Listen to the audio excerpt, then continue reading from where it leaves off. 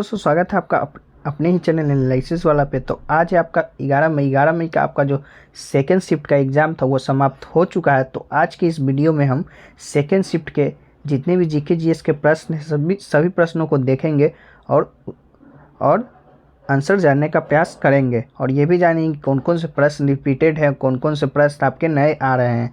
तो चलिए शुरू करते हैं।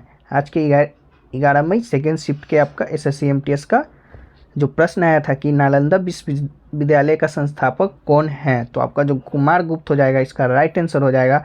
ये प्रश्न आपका जो कि रिपीटेड है, पिछले शिफ्टों में आपका आ चुका है। कुमार गुप्त ने 5वीं शताब्दी ईसा में नालंदा विश्वविद्यालय की स्थापना की। उन्हें सरदित भी कहा जाता है। धर्मपाल ने नालंदा विश्वविद्यालय को पुनर्जीवित किया।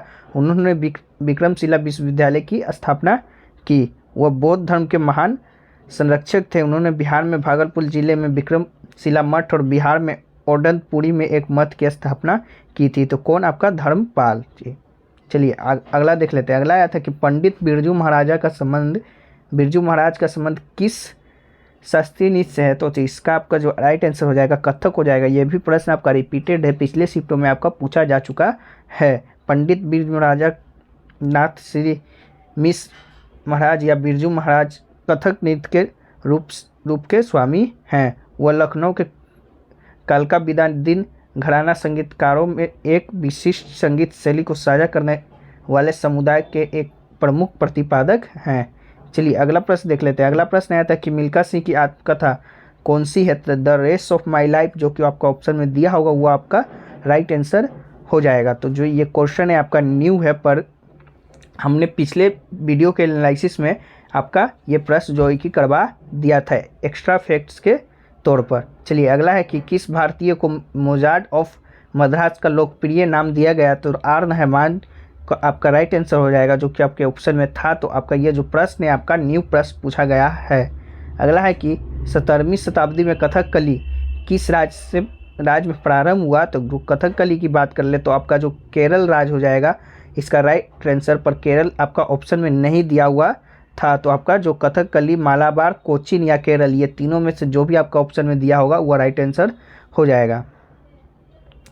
चलिए अगला देख लेते हैं। अगला आया था कि पानीपत का तीसरा युद्ध किस वर्ष हुआ था, तो 1761 में आपका, या 1761 में मराठा साम्राज्य और हमलावर अफगान सेना अहमद शाह अब्दाली के बीच हुआ था। तो 1761 आपका राइट आंसर हो जाएगा। आपका जो ये क्वेश्चन है आपका न्यू आया था, पर जब आपका प्रथम युद्ध पूछा था तभी हमने सभी युद्धों प्रथम, द्वितीय और तृतीय युद्धों का आपका जो कि करवा दिया था ये प्रश्न। चलिए अगला देख लेते हैं।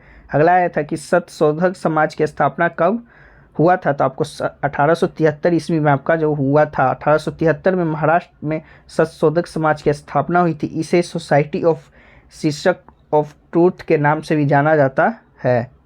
चलिए अगला प्रश्न देख लेते हैं। अगला आया था कि सबसे कम जनसंख्या घनत्व किस केंद्र शासित प्रदेश का है, तो आपका दादर। सबसे कम की बात कर ले तो आपका अंडमान निकोबार का है, पर अंडमान निकोबार जो कि ऑप्शन में आपका नहीं दिया हुआ था, आपका ऑप्शन में दादर एवं नागर हवेली दिया हुआ था। तो आपका जो ये दादर नागर हवेली जो आपका सेकंड सबसे जनसंख्या घनत्व वाला केंद्र शासित प्रदेश है, तो आपका ये राइट आंसर हो जाएगा ऑप्शन के अनुसार। वहीं बात कर ले सबसे कम की, तो अंडमान निकोबार आपका सबसे कम है। चलिए अगला देख लेते हैं इससे जुड़े फैक्ट्स को। तो आपका जो राज्यों की बात कर ले तो राज्य में आपका बिहार टॉप पर है, उसके बाद पश्चिम बंगाल, केरल, उत्तर प्रदेश, उसके बाद आपका हरियाणा है।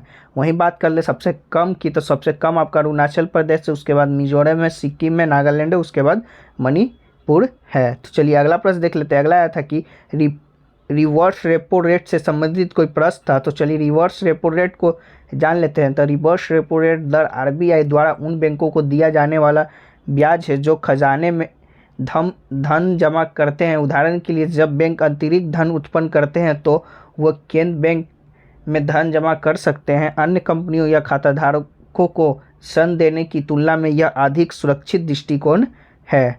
चलिए अगला प्रश्न देख लेते हैं। अगला आया था कि प्रथम हैंडबॉल टूर्नामेंट जर्मनी में कब हुआ था, तो आपका जो 1917 हो जाएगा, इसका राइट आंसर हो जाएगा।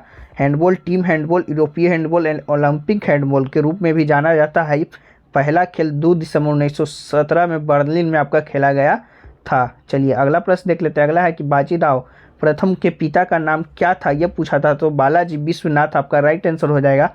बाजीराव प्रथम को सभी 9 महान पेशवाओं में सर्वश्रेष्ठ माना जाता है। इनके पिता पेशवा बालाजी विश्वनाथ भी छत्रपति साहू जी महाराज के पेशवा थे।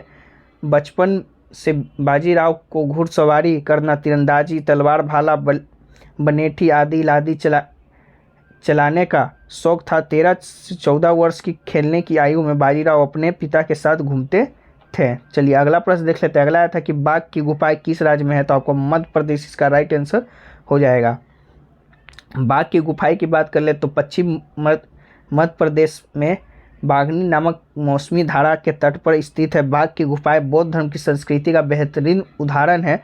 बाघ की गुफाओं 9 अद्भुत गुफाएं हैं जो रॉक कटिंग से बनी हैं। ये गुफाएं सुंदर चित्रों से घिरी हुई है। चलिए अगला प्रश्न देख लेते हैं। अगला प्रश्न आया था कि फुटबॉल मैच की अवधि पूछा था कि नियमित समय में कितनी होती है, तो आपका जो 90 मिनट इसका राइट आंसर हो जाएगा।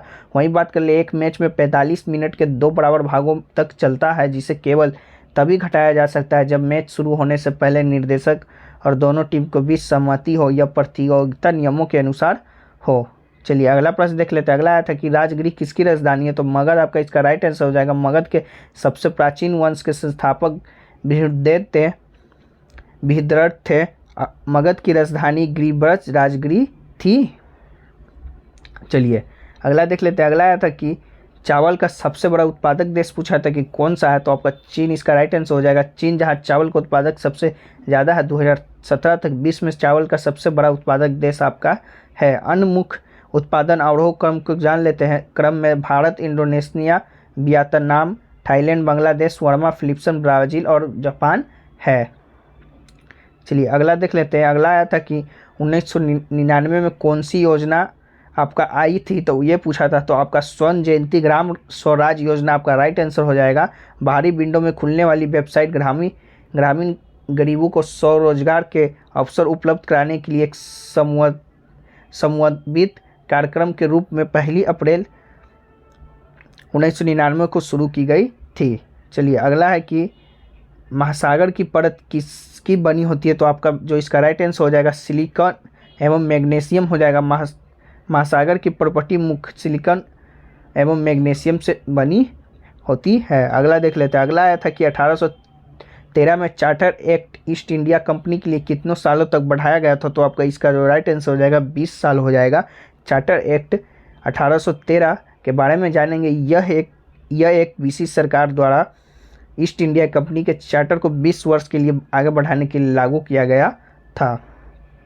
चलिए अगला प्रश्न देख लेते हैं। अगला आया था कि टुसु डांस झारखंड में हिंदी के किस माह में मनाया जाता है, मतलब कि हिंदी में उसे कौन से मास में मनाया जाता है, तो आपका पौष महीना राइट आंसर होगा।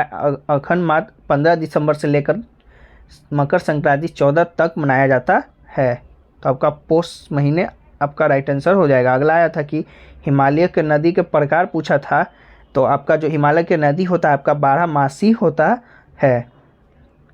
तो चलिए आपका ये रहे आज के 11 मई सेकेंड शिफ्ट के जीके जीएस के प्रश्न। लगभग सभी प्रश्न हो गए, 1-2 प्रश्न छूट गए होंगे, तो हम इसे पीडीएफ में आपका तैयार कर देंगे। तब मिलते हैं नेक्स्ट शिफ्ट के वीडियो में, तब तक के लिए जय हिंद जय भारत।